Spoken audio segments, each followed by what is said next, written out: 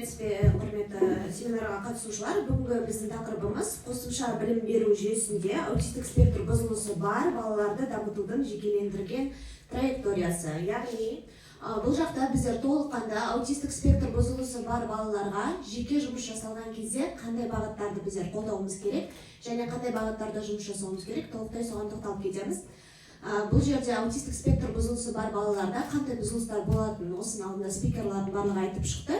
Сондықтан да ары қарай жүре берсек, келесі осы біздің қосымша білім беру жүйесінде жұмыс жасайтын мамандарға тоқталып кететін болсақ, бұл жерде ең бірінші ескеретін нәрсе жеке жұмыс жасалған кезде жұмыс жасайтын мамандар жайлы айтып өткім келеді.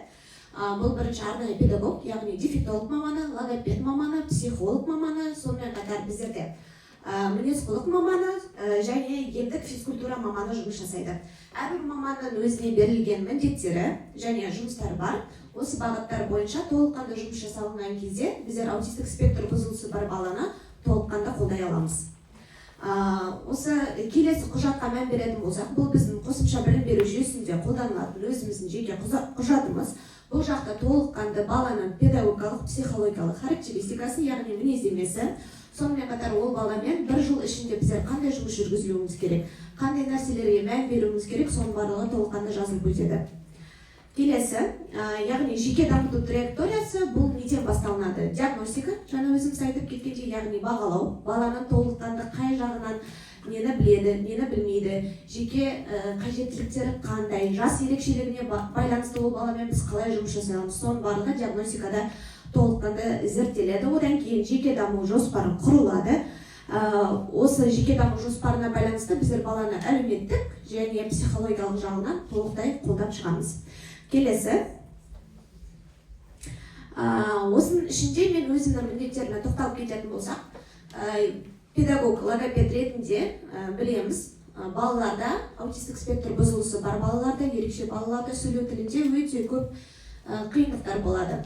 Осы бағытта жұмыс жасау процесінде біздер қандай методикаларды, әдістерді қолданамыз? Ең бірінші біздерге балаларға жай ғана сөйлеу тілін қалыптастыру мақсатында түрлі методикаларды қолдануға болады. Яғни PECS, өзіміздің білетін картинкаларды қолдану, сонымен қатар ары қарай социальный история, яғни әлеуметтік историялар, түрлі дидактикалық құралдарды қолдана аламыз.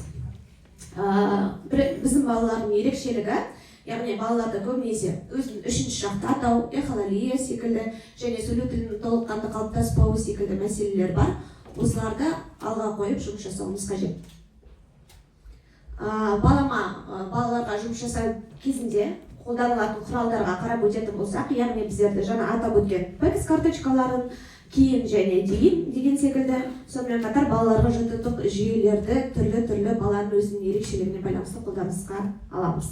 Келесі, ал бұл біздің қосымша білім беру жүйесінде қолданылатын өзіміздің құралдарымыз. Мән беріп қарайтын болса, бұл жақта арнайы балалардың кестесі, сабақ кестесі, бала келген кезде қай сабаққа келіп жатыр және одан кейін келесі сабақ қандай болады, соны білу мақсатында балаға арнайы кесте беріледі және ол бала өзінің суретін әрбір сабаққа барған сайын алмастырып отырады. Одан кейін әрбір кабинетке арнайы табличкалар ілінген. Осы табличкалар арқылы бала өзінің қай кабинетте екенін, қазір қандай сабақ екенін түсініп отырады. Келесі, сабақ кестесі арқылы біздер балаларды толыққанды бірінші сабағы қандай, екінші сабағы қандай деген секілді бала жүйелі түрде жүру үшін көмектеседі. Мінез-құлық ережелері, аутистік спектр бұзылысы бар балаларда мінез-құлық ерекшеліктері бар екенін білеміз. Осыны дұрыстау мақсатында біздер балаларға міндетті түрде ережелерді әрқашан таныстырып отырамыз. Және де логикалық тізбек, яғни баланың қазіргі таңда не істеу керек, қалай істеу керек деген секілді жұмыстар жүргізу мақсатында біздер міндетті түрде визуалды көру үшін арнайы картинкаларды қолданамыз. Бұл дәл сол жұмыс бағыты, яғни балалармен PECS карточкаларды қолдану мақсатында және балалардың сөйлеу тілін қалыптасу мақсатында арнайы құралған әдістемелерді қолдану сәті. Сонымен қатар осы жұмыстың бағытында біздер көңілді ноталар үйірмесін ұйымдастырдық. Бұл жақта біздер толыққанды баланың тек қана сөйлеу тілін қалыптасуы ғана емес, сонымен қатар мимикасын шығуы, эмоциясын шығуы, сөйлеу тілі қалыптаспаса да қандай да бір эмоцияларды көрсету үшін біздер арнайы осындай үйірме ұйымдастырамыз. Бұл жақта топтық сабақтар, жеке сабақтар өтеді.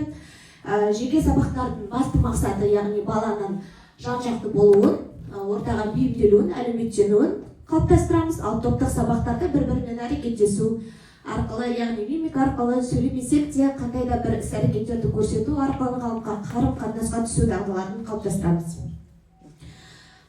Бұл жақта слайд жүктеледі, толыққанды танысушысаңыздар болады, қандай мазмұндар, қандай міндеттер бар екенін. Жақсы, рахмет үлкен.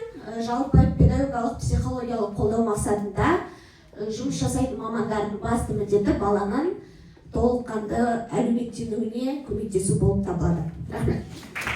Үлкен рахмет. Егер сіздерге